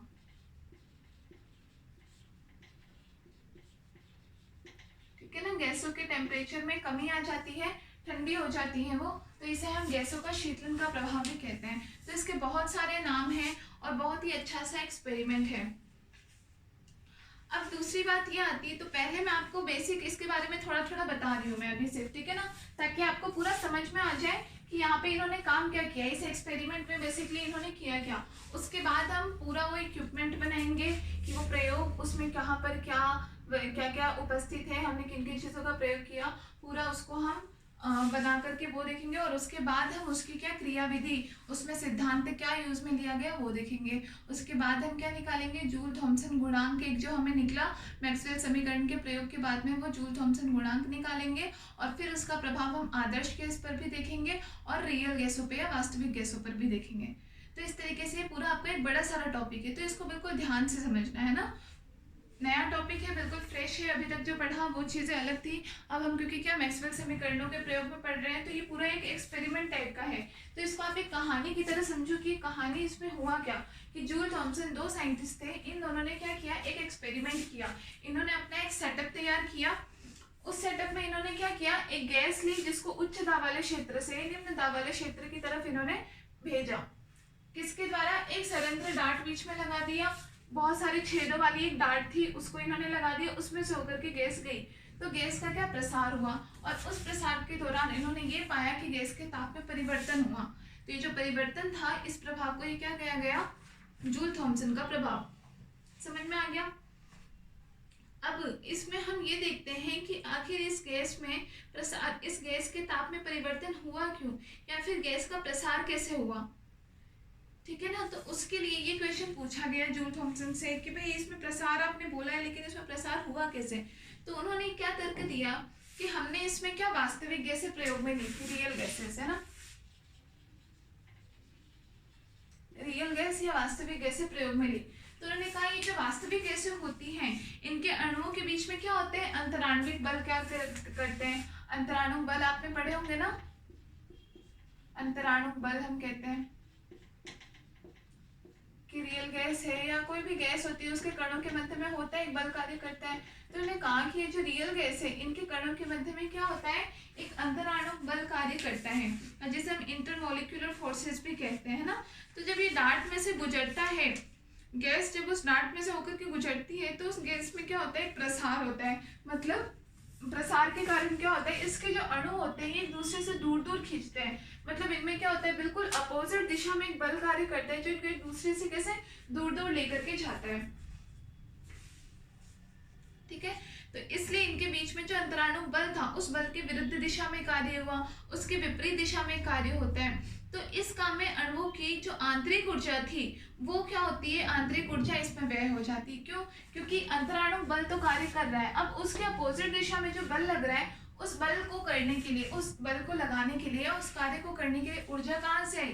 तो इन अणुओं की जो आंतरिक ऊर्जा थी, जो हमने जैसे कल गुप्त ऊष्मा पढ़ा भी था, तो वही गुप्त ऊष्मा, इन अणुओं की जो आंतरिक ऊष्मा थी, इन्होंने उसका प्रयोग किया, वो ऊष्मा उस कार्य में व्यय हो जाती। इसके कारण ही इनके ताप में क्या हो जाती है, कमी हो जाती है, ताप में कमी। ये इन्होंने किसका कारण बताया, इस ताप में कमी का कारण बताया, ठीक है। कि जब इनसे ये पूछा गया कि भाई आपने ये बताया आपके एक्सपेरिमेंट के दौरान कि आपने उच्च दाब के क्षेत्र से निम्न दाब के क्षेत्र की तरफ कोई गैस आपने प्रसारित की, ठीक है, और आप ये कह रहे हो कि वो गैस का जो आपने डार्ट में से गुजारा था, उस गैस का प्रसार हुआ, और प्रसार के कारण उसका तापमान बाद में कैसा हो गया, कम हो गया।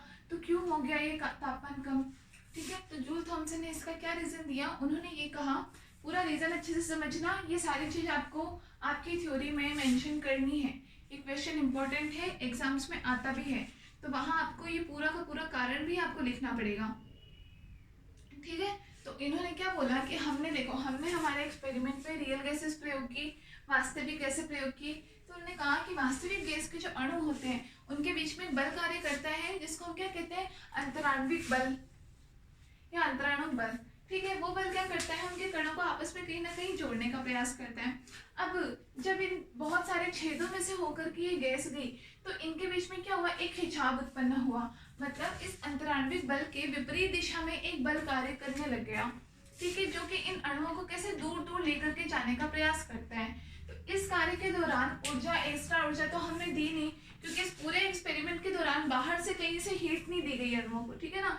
तो फिर इनके पास ऊर्जा कहाँ से आ गई? तो इन अणुओं ने अपनी जो आंतरिक ऊर्जा थी वो प्रयोग में ली, वो प्रयोग में लेकर के और इन्होंने क्या किया? अपने गैस का प्रसार किया। इस वजह से इनकी आंतरिक ऊर्जा तो इस कार्य में उपयोग में आ गई, तो इनकी ऊर्जा जो ओवरऑल थी आंतरिक ऊर्जा वो क्या हो गई? कम हो गई। U, आंतरिक ऊर्जा U का मान कैसा हो गया? कम हो गया, और इसके फलस्वरूप इनके ताप में भी कमी हो गई। तो सही था रीजन, इन्होंने ये एक्सप्लेन किया।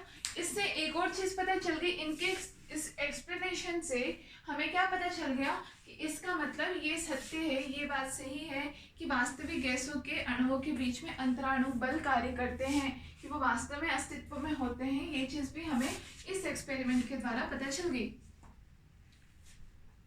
ठीक है। तो ये इनका एक्सपेरिमेंट था जिसमें कि सामान्य कक्षा के ताप पर जूल थॉमसन के प्रसार से क्या हुआ? गैसों में शीतलन हो जाता है। सामान्यतः सारी गैसों में शीतलन होता है, लेकिन हाँ एक और है कि लेकिन हाइड्रोजन जो होता है, हाइड्रोजन गैस में इसके अपोजिट होता है। हाइड्रोजन गैस में गैस जो होती है गुजरने के बाद में उसका टेम्परेचर कम होने की जगह और ज़्यादा बढ़ जाता है। क्यों बढ़ जाता है वो चीज़ भी हम बाद में देखेंगे। कुछ गैसें ऐसी होती है जिनमें शीतलन की जगह क्या हो जाता है? तापन क्रिया हो जाती है, मतलब उनका बाद में जो टेम्परेचर T2 है, ये T2 ज़्यादा हो जाता है T1 से। इसका कारण भी हम पढ़ेंगे क्यों। तो इतना समझ में आ गया आपको? ये आपका बेसिक किसका है? जूल थॉमसन प्रसार की एक्सपेरिमेंट क्या है, उस एक्सपेरिमेंट में सबसे मेन रिजल्ट क्या निकल के आया, हमें यहाँ से परिणाम क्या मिला कि तापों में कमी होगी, गैस के ताप में कमी होगी, गैस का प्रसार हुआ। क्या परिणाम मिला हमें? गैस का प्रसार और गैस के ताप में कमी। या हम ये कह दें कि गैस का क्या हो गया? शीतलन हो गया,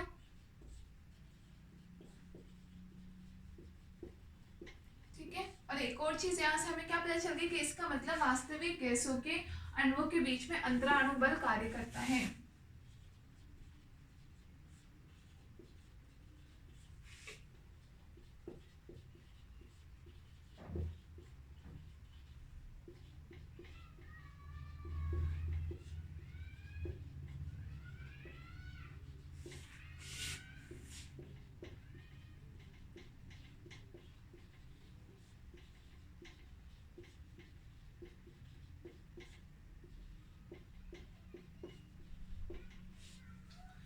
कुछ रिजल्ट हमें मिल गए जूल थॉमसन प्रसार एक्सपेरिमेंट के द्वारा।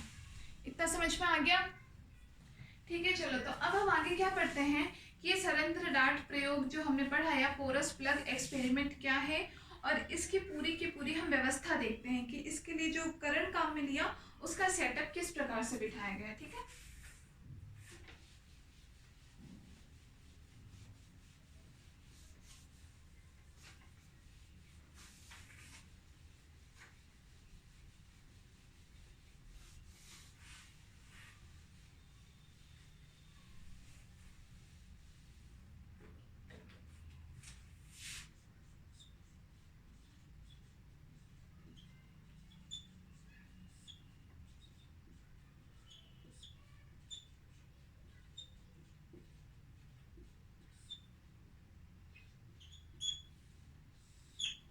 सरंध्र डार्ट प्रयोग। तो सबसे पहले तो हम देखेंगे इसका पूरा सेटअप इन्होंने कैसा बनाया। आप लोग भी चाहो तो इसको अपनी कॉपी में बना लेना, पहले या तो पूरा मुझे बना लेने दो, उसके बाद आप लोग बनाना, नहीं तो बीच में गलती हो जाएगी। यहाँ इन्होंने कोई भी एक गैस पढ़ ली, गैस इन्होंने वास्तविक गैस कोई ना कोई प्रयोग में ली है ना।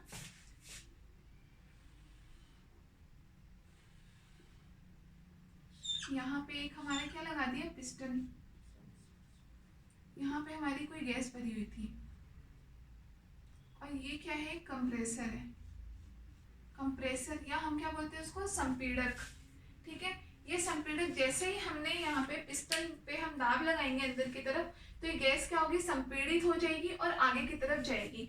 तो गैस को आगे की तरफ भेजने का काम यहाँ से हुआ। आगे भेजने के लिए यहाँ से हमने एक नली निकाली,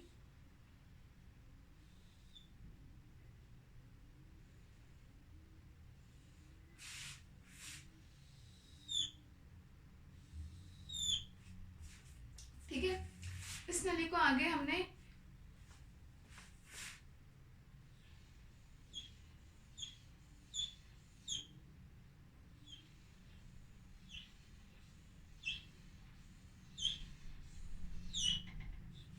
इस प्रकार से इस नली को सर्पिलाकार हमने बनाया और आगे जाकर के ये नली किस में जुड़ गई, एक ट्यूब में जुड़ गई।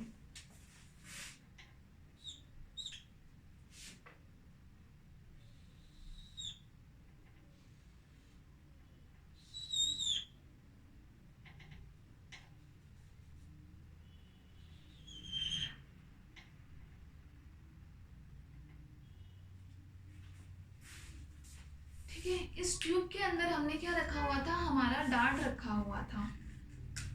यहाँ पे एक प्लेट थी, इसमें छोटे छोटे छेद थे, ठीक है, और इसके बीच में हमारा ये डार्ट रखा हुआ है। इसमें बहुत सारे छोटे छोटे छेद हैं।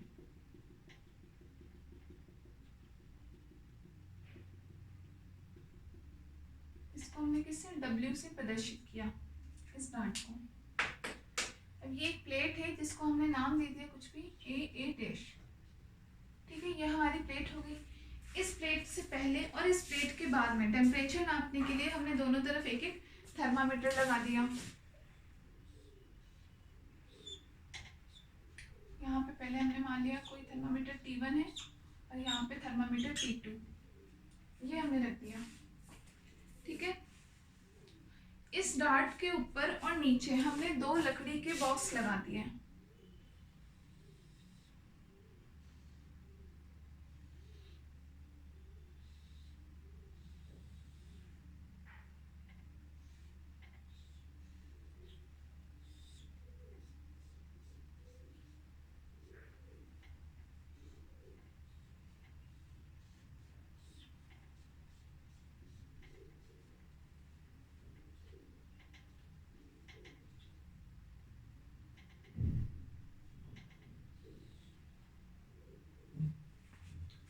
तो क्या लकड़ी के बॉक्स लगाए और ये हमारा हो गया कंप्लीट यहाँ तक।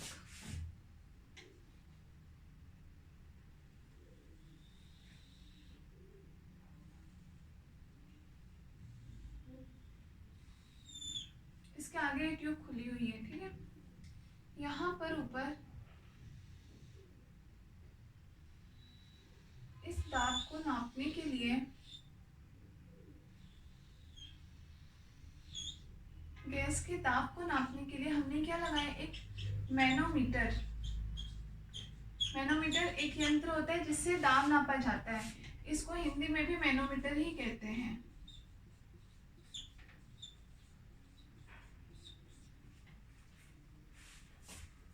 ठीक है, तो इसके ऊपर हमने लगा लिया एक मैनोमीटर और बस ये हमारा कंप्लीट सेटअप था। मतलब जूल थॉमसन ने जिन्होंने एक्सपेरिमेंट किया, ये उनका था पूरा सेटअप। और उसके बाद में इस पूरे में भर दिया था उन्होंने जल शीतलन के लिए।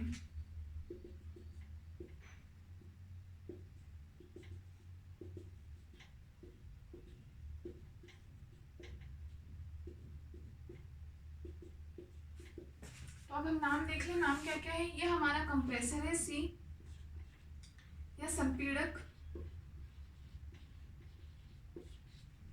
ये हमारे एक पिस्टन लगा हुआ है।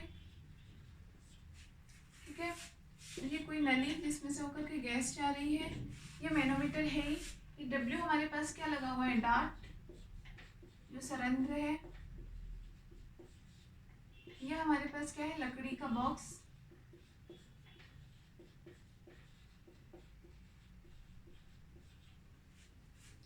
ये पूरा, और ऊपर ये मैनोमीटर है जिसमें गैस जो भी है वो गैस भरी हुई है।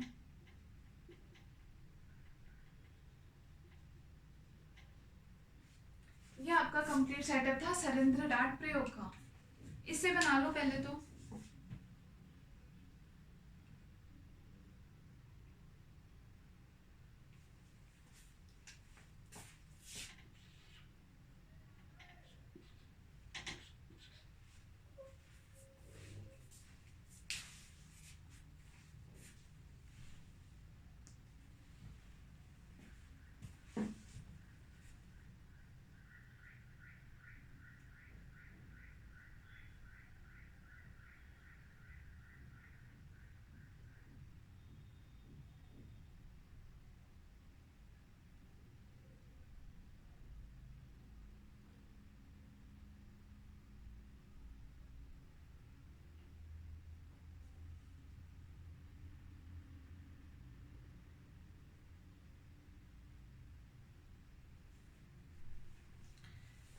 लिया। तो अब यहाँ से हम पूरा प्रोसेस देख लेते हैं एक बार।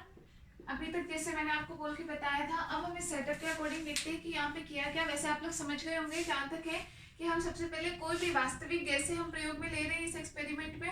वास्तविक गैसें, जैसे वास्तविक गैसें कौन सी होती है, जैसे ऑक्सीजन हो गई या नाइट्रोजन हो गई, कुछ भी इस प्रकार की, ठीक है। ऑक्सीजन, नाइट्रोजन, जो भी गैसें हैं वास्तविक, हमने कोई सी भी गैस यहाँ पे प्रयोग ली, उस गैस को सबसे पहले हमने वाष्प रहित करके, और ये संपीड़क होते हैं, इसके अंदर हम इस गैस को भर देते हैं। जहाँ पे ये कैसा क्षेत्र है, उच्च दाब का क्षेत्र है।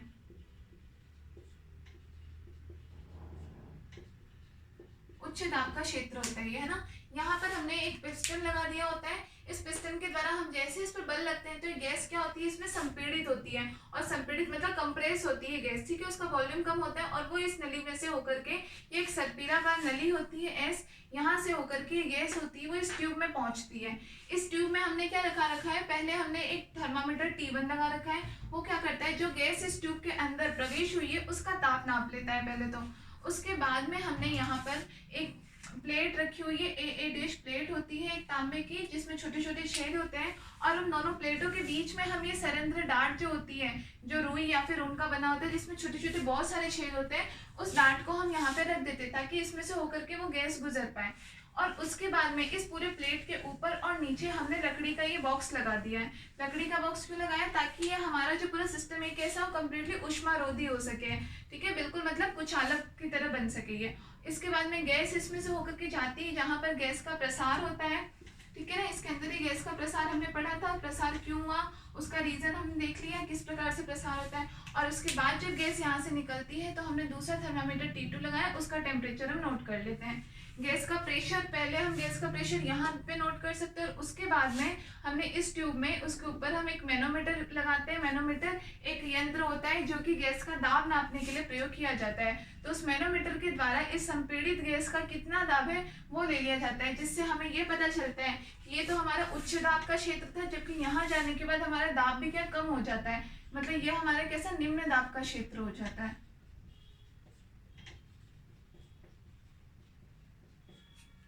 इसको बना लो।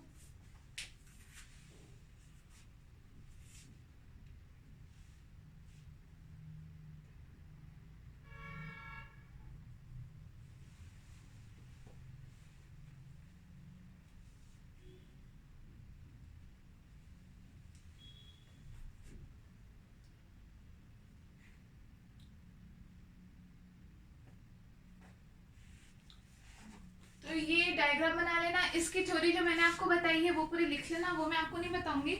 उसके बाद ये कि यहाँ से हमें क्या क्या रिजल्ट मिले, वो रिजल्ट आप लिख लो कि इस पूरे प्रक्रम के दौरान हमें क्या क्या परिणाम प्राप्त हुए। तो देखो, सबसे पहला परिणाम हमें क्या मिला कि सभी वास्तविक गैसें, लिख लो, सभी वास्तविक गैसें उपरोधी प्रक्रम में ताप परिवर्तन दर्शाती है। हमने मतलब जूल और थॉमसन ने ये सिर्फ एक गैस के लिए नहीं किया, ये प्रयोग कई गैसों के लिए किया, हाइड्रोजन के लिए, नाइट्रोजन के लिए, ऑक्सीजन के लिए, मतलब सारी वास्तविक गैसों के लिए। और उसके बाद में उन्होंने ये देखा कि इस एक ही जो प्रतिरोधी प्रक्रम है, इसके दौरान सभी वास्तविक गैसों का क्या ताप में अंतर आता ही है, ठीक है। तो सारी वास्तविक गैसें ताप परिवर्तन को दर्शाती हैं। दूसरा रिजल्ट क्या निकला यहाँ से कि सरेंद्र डार्ट में से गुजरने के पश्चात दाब परिवर्तन के अनुक्रमानुपाती होता है, मतलब कि डेल्टा टी प्रोपोर्शनल होगा डेल्टा पी के। दूसरा रिजल्ट क्या निकला कि सरेंद्र डार्ट में से गुजरने के पश्चात गैस का दाब परिवर्तन के समानुपाती होता है, मतलब कि पहले और बाद में गैस के ताप में जितना परिवर्तन होगा उतना ही गैस के दाब में भी परिवर्तन होगा। दूसरा रिजल्ट मिला ये। तीसरा रिजल्ट क्या मिला, लिखो, हाइड्रोजन तथा हीलियम गैस के अतिरिक्त, हाइड्रोजन तथा हीलियम गैस के अतिरिक्त सभी गैसें सामान्य ताप पर शीतलन प्रभाव दर्शाती है। सभी गैसें सामान्य ताप पर शीतलन प्रभाव दर्शाती हैं। हाइड्रोजन और हीलियम के अतिरिक्त, मतलब सभी गैसें जो कि यहाँ से होकर गुजरती इस पूरे प्रक्रम के पश्चात, सरंध्र डाट में से गुजरने के पश्चात वो कैसा प्रभाव दर्शाती है? शीतलन का, मतलब कि उनका टेम्परेचर जो है वो बाद में कैसा कम हो जाता है, टेम्परेचर कम हो जाता है हाइड्रोजन और हीलियम को छोड़ के। जबकि हाइड्रोजन तथा हीलियम सामान्य ताप पर तापन प्रभाव दर्शाती है। हाइड्रोजन हीलियम के लिए प्रोसेस उल्टा होता है। हाइड्रोजन हीलियम सरंध्र डाट में से गुजरने के पश्चात उनका टेम्परेचर और ज्यादा हो जाता है, तो वो कैसा प्रभाव दर्शाती है? तापन प्रभाव दर्शाती है। तो ये स्पेशल केस है हाइड्रोजन और हीलियम का।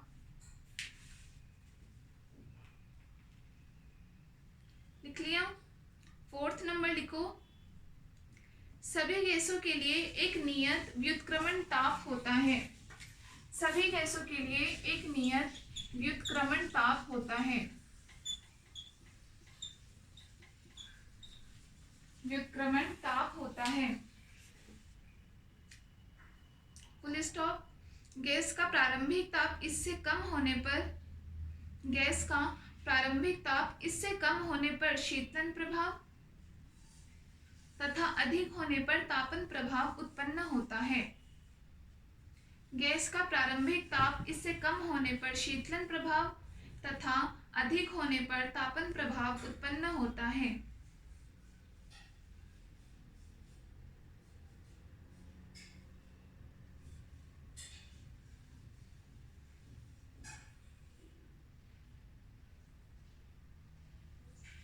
उत्पन्न होता है। तो आपको ये समझ में आ गया इसका मतलब कि हाइड्रोजन और हीलियम के लिए तापन का प्रभाव क्यों हुआ? क्योंकि ये एक नई चीज निकल करके सामने आई, एक नया टर्म आया व्युत्क्रम ताप का। व्युत्क्रम ताप क्या होता है वो भी हम बताएंगे और इसका मान भी हम निकालेंगे डेरिवेशन में, है ना। उस व्युत्क्रम ताप के कारण लेकिन क्या बताया कि जिन भी गैसों का व्युत्क्रम ताप जो होता है, अगर शीतलन के पश्चात ताप उससे कम हो जाता है तब तो शीतलन प्रभाव दिखाता है। अगर गैस का प्रारंभिक ताप इस व्युत्क्रम ताप से कम है तब तो शीतलन प्रभाव दिखाता है। जबकि अगर गैस का प्रारंभिक ताप ही अगर इससे अधिक है तो ये तापन के प्रभाव को दर्शाता है। इसका मतलब हाइड्रोजन और हीलियम का जो प्रारंभिक ताप है उसका मान इस व्युत्क्रम ताप के मान से कैसा अधिक होता होगा, इसीलिए वो क्या तापन का प्रभाव दर्शाते होंगे। क्लियर है? 5th पॉइंट लिखो। सरंध्र डाट के दोनों तरफ, सरंध्र डाट के दोनों तरफ नियत दाबांतर के लिए, नियत दाबांतर के लिए गैस का शीतलन, गैस का शीतलन प्रारंभिक ताप के बढ़ने से घटता है। गैस का शीतलन प्रारंभिक ताप के बढ़ने से घटता है। ठीक है, तो ये टोटल 5 हमें रिजल्ट मिले सरंध्र डाट प्रयोग से। समझ में आ गया होगा आई होप आप लोगों को। अभी तक इसमें हमने कुछ हार्ड एंड फास्ट नहीं पढ़ा है, बस ये पढ़ा है कि जूल और थॉमसन ने एक एक्सपेरिमेंट दिया जिसे हम गैसों का शीतलन का प्रभाव भी कहते हैं। ये उसका एक्सपेरिमेंटल सेटअप है, किस प्रकार से उसकी व्यवस्था की गई, गैसें उसमें किस प्रकार से आई, हमने टेम्परेचर में अंतर देखा, दाब में क्या अंतर आ रहा है। अभी तक तो हमने यही सब बस देखा है। यहाँ से उन्होंने क्या हमें नई नई बातें क्या सीखने को मिली कि पहली चीज़ तो कि उन्होंने वास्तविक गैसों का प्रयोग किया, तो हमें ये पता चला कि वास्तविक गैसों का जब हम प्रसार करते हैं तो उनके ताप में अंतर होता है और वो अंतर सभी गैसों के लिए आया। दूसरा हमें ये पता चला कि इसका मतलब वास्तविक गैसों के अणुओं के बीच में एक अंतराण्विक बल कार्य करता है, ये भी बात हमें जानने को मिली। और गैसों का प्रसार हुआ, उसके साथ साथ उनके ताप में अंतर भी आया। उनके ताप में अंतर उनके ताप के अंतर के समानुपाती रहा, मतलब जितना ताप में अंतर आया उतना ही दाब में अंतर होगा। ये हमने नाप लिया। दाब में अंतर के लिए हमने किसका प्रयोग किया? मैनोमीटर का प्रयोग किया। और उसके अलावा शीतलन या तापन किस प्रकार से होता है, व्युत्क्रम ताप क्या होता है, ये हमें पूरे 5 के 5 यहाँ से रिजल्ट मिले। अब इसकी कार्यविधि क्या हुई, इसका सिद्धांत क्या है, या इसके सिद्धांत से हमें जो जूल थॉमसन कांस्टेंट एक मिलेगा, जूल थॉमसन नियतांक, जिसको हम म्यू जे टी या फिर म्यू एच से किसी से हम प्रदर्शित करते हैं, ये कहाँ से मिला। इसमें हम मैक्सवेल समीकरण का प्रयोग किस प्रकार करेंगे और इस समीकरण का प्रयोग हम आदर्श गैस के लिए, वास्तविक गैस के लिए किस प्रकार करेंगे, ये सब हम पढ़ेंगे नेक्स्ट क्लास में। ठीक है, तो अभी के लिए बस इतना ही।